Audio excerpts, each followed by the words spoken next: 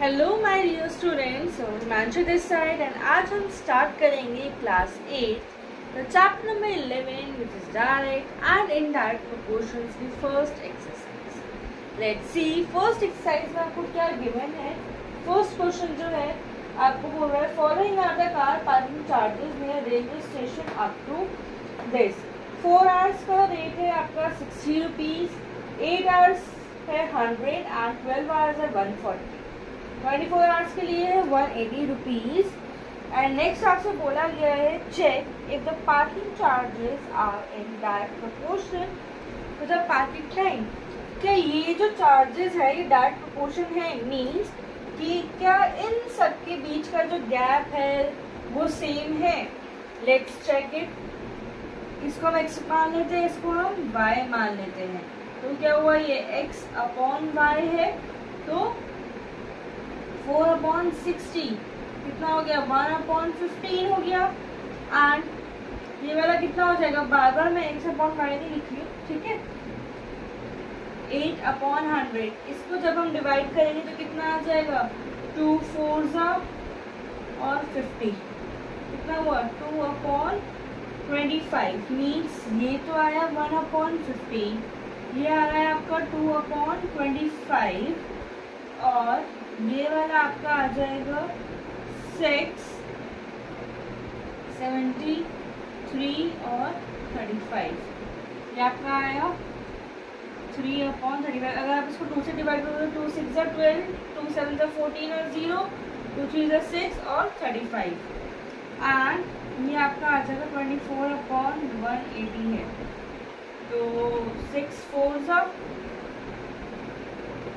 3 80, 2 और 15। ये आया आपका 2/15 मीन्स ये सारे ही आपके डिफरेंट है। तो क्या होगा, the parking charges are hence the parking charges are not in direct proportion to the time. Okay.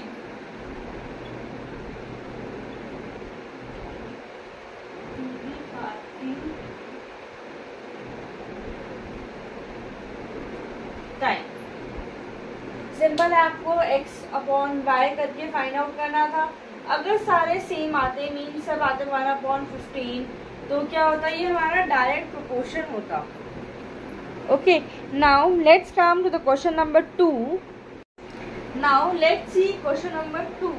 इसमें आप mixture of paint is prepared by mixing 1 part of red pigments and with 8 parts of base। अब आपको एक table given है, उसमें आपको pigments तो दिए हुए हैं लेकिन बेस जो है मिसिंग है, राइट।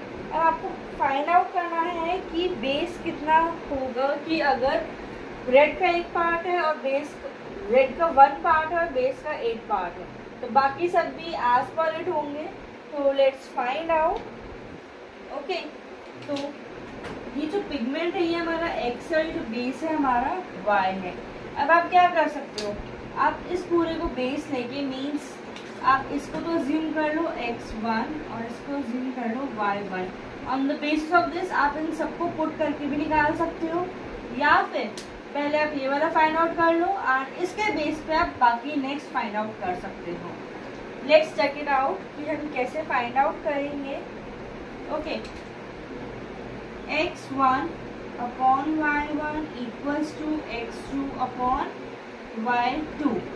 अज्यूम इट कि ये हमारा x2 है और ये हमारा y2 है। x1 कितना है 1, y1 कितना है 1 है, x2 कितना है 4 है और y2 हमें गिवन नहीं है। तो हम कैसे फाइंड आउट करते हैं, क्रॉस मल्टीप्लिकेशन से फाइंड आउट करते हैं।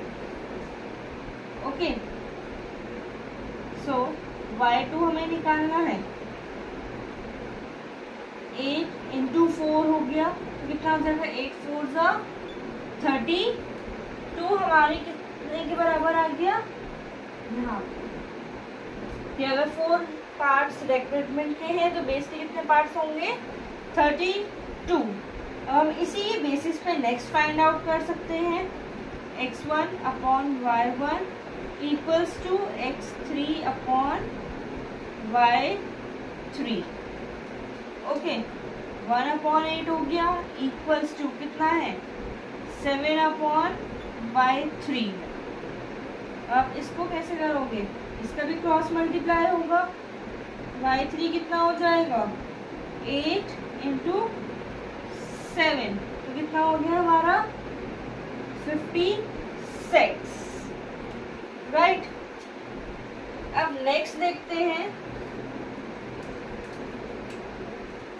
आप चाहो तो इन सबको x2 भी अज्यूम कर सकते हो। 1 अपॉन 8 इक्वल्स टू 12 है अपॉन y2, कितना हो जाएगा, क्रॉस मल्टीप्लाई हुआ तो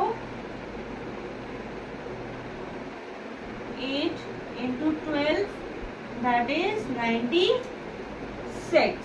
हमारे इस 12 बेस है तो हमारा 12 पिगमेंट है तो बेस कितने आए हमारे, 96। अब नेक्स्ट हो गया हमारा, चलो अब इसको 3 था, इसको 4 मान लीजिए,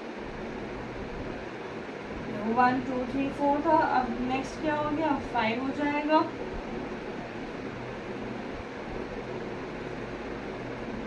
वन अपॉन 8 इक्वल्स टू 20 अपॉन y5, क्रॉस मल्टीप्लाई करा,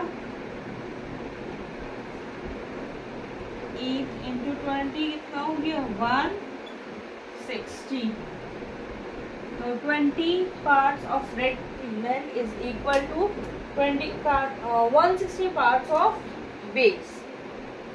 okay, now we will come to the question number 3। Let's see question number 3 में आपको क्या बोला गया है, वो एज पर क्वेश्चन नंबर 2 पर ही बेस्ड है, ठीक है। In question number 2, about if 1 part of red pigment requires 75 ml of base, कि 1 part of red pigment को कितना चाहिए, 75 ml of base, how much red pigment should be mixed with 1800 ml of base। अब हमें क्या find out करना है कि अब हमें x2 फाइंड आउट करना है कि अगर हमारे पास 1800 ml of red base है तो red pigment हमें कितना उसमें मिक्स करना होगा। ओके, तो ये क्या है हमारा, x1 y1 x2 y2, क्या करेंगे, x1 अपॉन y1 इक्वल है किसके, x2 और y2 के। ये आपका 1 अपॉन 75 है और x2 हमें फाइंड आउट करना है 1800, क्रॉस मल्टीप्लाई करेंगे तो क्या हो जाएगा, डिवाइड में चला जाएगा, 1800 अपॉन 75। अगर आप इसको 5 से डिवाइड करते हो तो कितना हो जाएगा, 15 और 3 सा 15, 360। यस, दोबारा इसको डिवाइड करो अगर आप 3 से, 3 5 सा और 1 1 3 सा, फिर से करो कितना हो जाएगा, 24। तो हमारे x2 की वैल्यू कितनी आ गई, 24 parts, 24 parts of red pigment will be added. Okay, now let's come to question number 4. Let's see question number 4 में आपको बोला गया है machine in a soft drink factory fills 840 bottles in 6 hours, and how many bottles will it fill in 5 hours? Question number 4 है आपका, एक factory है जो 6 आवर्स में फिल करती है 840 बॉटल्स, ठीक है।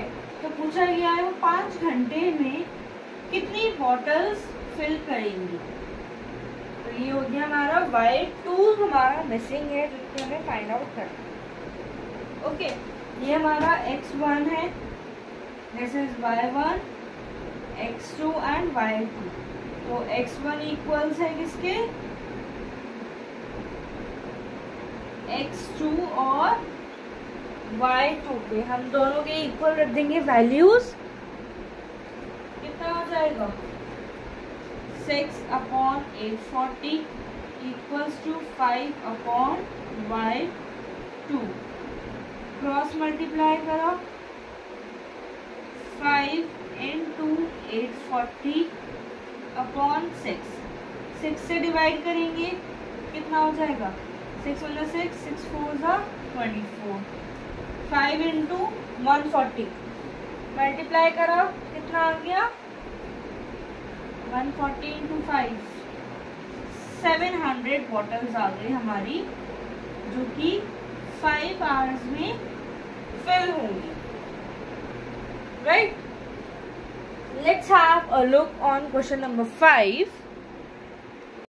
सो क्वेश्चन नंबर 5 में आपको गिवन है a photograph of a bacteria enlarged 50,000 times attains a length of 5 cm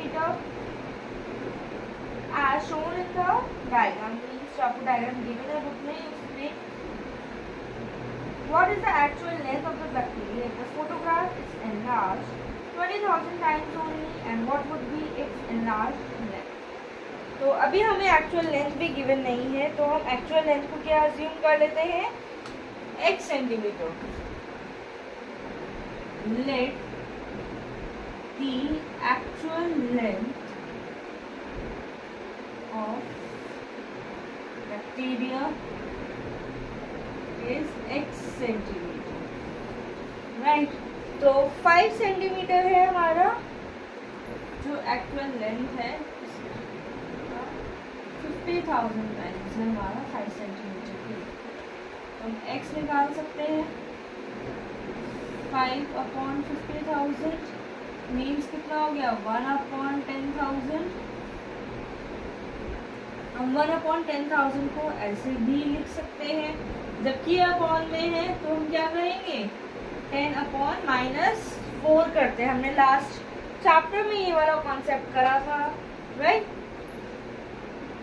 centimetres, unit लगाना नहीं भूलें। नेक्स्ट आपको गिवन है एनलार्ज लेंथ।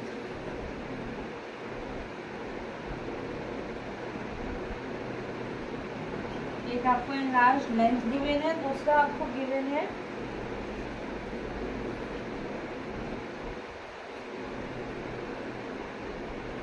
Enlarge photograph.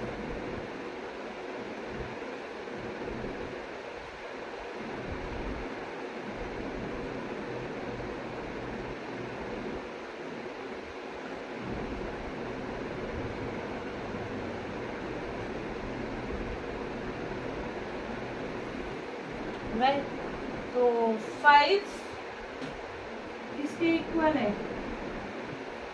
50,000 के। तो नेक्स्ट आपको बोला है 20,000 इसके बराबर है ना, ये तो पूछा गया है आपसे क्वेश्चन में। तो ये जो हमारा 5 है ये किसके इक्वल है x1 y1 equals to x2 upon y2। x1 कितना है 5 है, किसके इक्वल है 50,000 के। x2 हमें गिवन नहीं है, तो कितना है 20,000। राइट, हम इसको क्रॉस मल्टीप्लाई कर सकते हैं इजीली।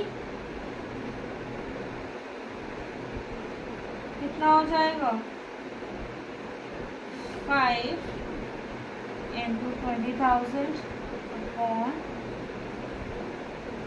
50,000 x2।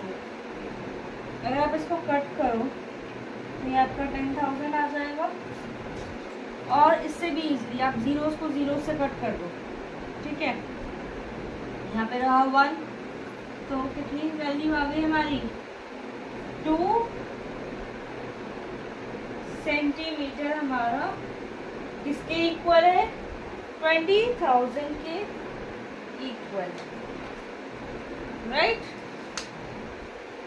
सो स्टूडेंट्स, इस वीडियो में हमने कवर करे हैं एक्सरसाइज 11.1 के 5 questions and will continue with the next video जो हमारे रिमेनिंग क्वेश्चंस है। Till then keep practising it and will meet you in the next video.